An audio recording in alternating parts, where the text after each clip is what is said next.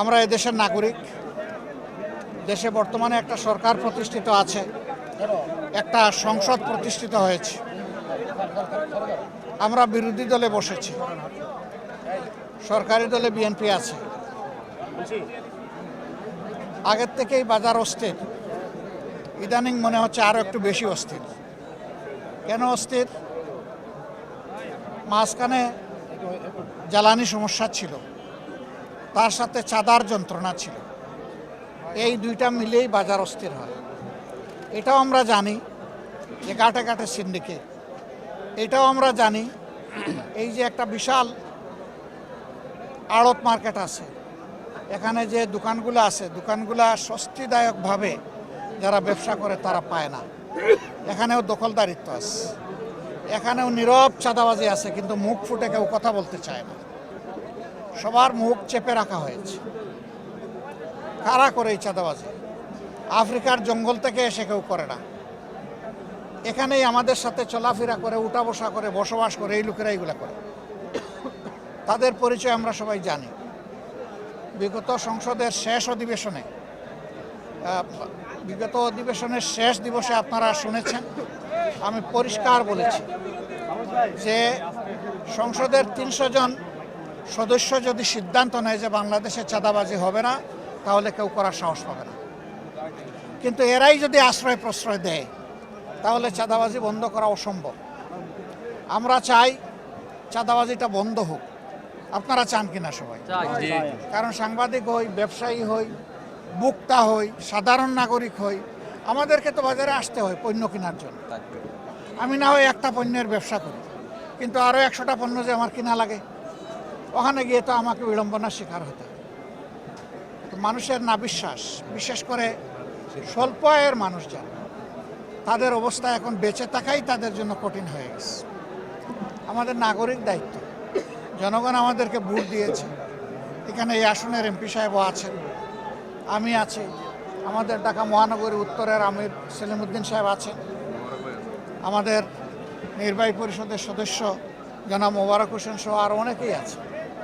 আমরা আজকে মহড়া দিতে আসিনি, অ্যাকচুয়ালি বাজারটাকে বুঝতে এসেছি। আমি গত 9 তারিখ জাপান সফর শেষে যখন দেশে ফিরি, তখন এয়ারপোর্টে আপনারা অনেকে ছিলেন। সেখানে একজন বন্ধু প্রশ্ন করেছিলেন, সাংবাদিক বন্ধু, যে বাজার অস্থির, মানুষের জীবন এখন অতিষ্ঠ হয়ে উঠেছে, আপনারা এই ব্যাপারে কি করবেন, কি বলবেন? আমি বলেছিলাম যে আমি বাজারে না গিয়ে কথা বলব। আমি সেই বাজার দেখতে এসেছি, আড়ত বাজারে এসেছি, খুচরা বাজারেও যাব, এবং মুকাম যেখান থেকে উৎস সেখানেও আমরা খবর নেব, যাব দরকার নিয়ে আমরা অবশ্যই কথা বলব। আমরা গভীরভাবে যেটা বিশ্বাস করি, জায়গায় জায়গায় মধ্যস্বত্বভোগী, সিন্ডিকেট এবং চাঁদাবাজির কারণে এখানে যারা ব্যবসায়ী আছে তারাও কিন্তু ভালো ব্যবসা করতে পারে।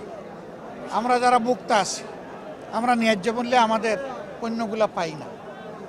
কৃষক তার উৎপাদিত মূল্যের ন্যায্য মূল্য পায় না, মাঝখানে অন্যদের পেটে ঢুকে যায়। আমরা ওইটা ভাঙতে চাই। কোন দিন ভাঙতে পারবো আল্লাহ ভালো জানেন, কিন্তু আমাদের লড়াই শুরু হয়েছে, এই লড়াই চলবে, আমরা থামব না। আমাদের আওয়াজ, আমাদের প্রতিবাদ, আমাদের দাবি সংসদের ভিতরে এবং বাইরে সব জায়গায় অব্যাহত থাকবে। এই দেশটা আমরা সবাই মিলেই ভালো করতে পারবো, একা কেউ পারবে না, একা কোনো দলও পারবে না। জনগণের সহযোগিতা দরকার। দেশ তো জনগণের জন্য, দেশ জনগণের, দেশের মালিকও জনগণ, আর দেশ হচ্ছে জনগণের জন্য।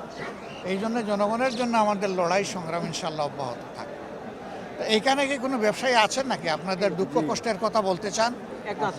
আপনি বলবেন, আসেন সামনে আসেন, বলেন আপনি, আমরা বিসমিল্লাহির রহমানির রহিম। আমাদের এখানে সমস্যা, যেমন এই ঘরগুলো সরকারিভাবে দেওয়া হয়েছে, সরকারের ভাড়া হলো 5,000 টাকা। অথচ এই ঘরগুলো যারা পাইছে মালিক, তারা ভাড়া নেয় 1 লাখ থেকে 1.5 লাখ টাকা। 1 লাখ টাকা ভাড়া আছে, 90,000 টাকা ভাড়া আছে, 60,000 টাকা ভাড়া আছে ঘর বুঝে। এই ব্যবসা সরকার নেই 5,000, জি 13 টাকা স্কোয়ার ফিট, এসব সরকার আর কি ভাড়া নেয় 13 টাকা স্কোয়ার ফিট। জি, ওই হিসেবে 400 স্কোয়ার ফিট ঘর আছে, ভাড়া যা আসে। কিন্তু মালিকরা ভাড়া নিচ্ছে 1 লাখ, কেউ কোনো ঘর প্রতি 1.5 লাখ। এই মালিক কারা? মালিক যে বিগত সরকার আমলে সরকার। তাইলে আবার মালিক কারা? না, এই ঘরগুলো বরাদ্দ হয়েছে বিভিন্ন জনের নামে। বিগত সরকার আমলে যারা ব্যবসা করে তারা ঘর পায় নাই, বিভিন্ন রাজনীতির নেতারা পাইছে ঘর। কিন্তু আমরা যারা সাধারণ ব্যবসা করে না করে না, করি আমরা সাধারণ মানুষ, তো কিন্তু এখন তো ওই সরকার নাই, তাইলে এখন তো আর ফ্রি হয়ে যাওয়ার কথা। ওইটাই বল আছে। ওটা বহাল আছে। জি, যেমন আমরা ঘর পাইছি আমাদের বুঝিয়ে দিচ্ছে না, আজ 1 বছর আগে আমরা টাকা দিয়ে রাখছি, সেই ঘর আমাদের দেয় না। কালি আমরা ডিসি অফিসে আসছি, ঘুরাইতেছে, আজ না কালকে ঘুরাই দেয় না।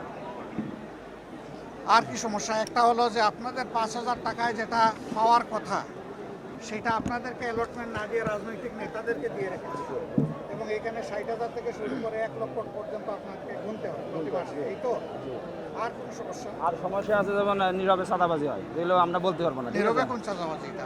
হয় যেমন বিভিন্ন ঘরের থেকে টাকা নেয়, আছে ঘর দখল করে খায়, ঠিক আছে, এরকম কিছু আছে। আবার ওইটা কি কিছু ওই কোটিপতি- 60,000 1 লাখের বাইরে? হ্যাঁ, ওগুলো বাইরে, মানে ওগুলো আমাদের দোয়া লাগে না, কিছু ঘর এরকম আছে আর কি, ওই টাকাগুলো তারা নেয়।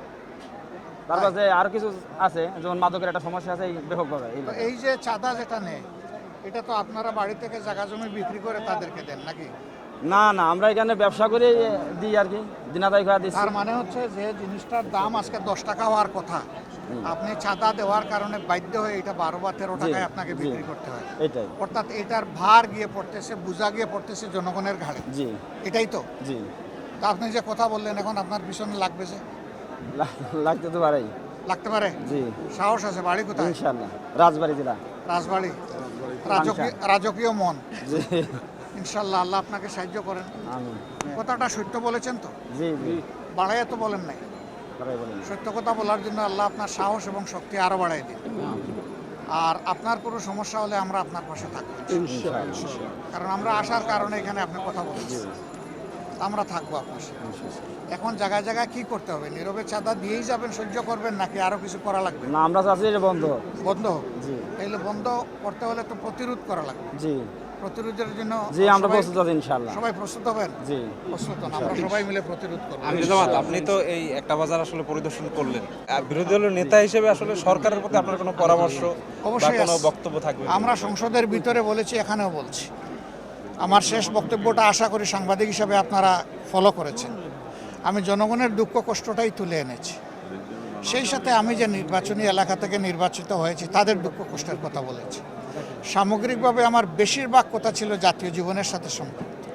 এ কথাগুলো আমরা তুলে এনেছি, এগুলা নিয়ে আমরা সংগ্রাম করব। এগুলা নিয়ে মাঠে নামবো, এগুলা নিয়ে আওয়াজ তুলব, এগুলা নিয়ে জনগণকে সংগঠিত করব, এবং একটা সময়ের ব্যবধানে ইনশাল্লাহ এই যন্ত্রণা থেকে আমরা জনগণকে মুক্ত করব, ইনশাল্লাহ ইনশাল্লাহ।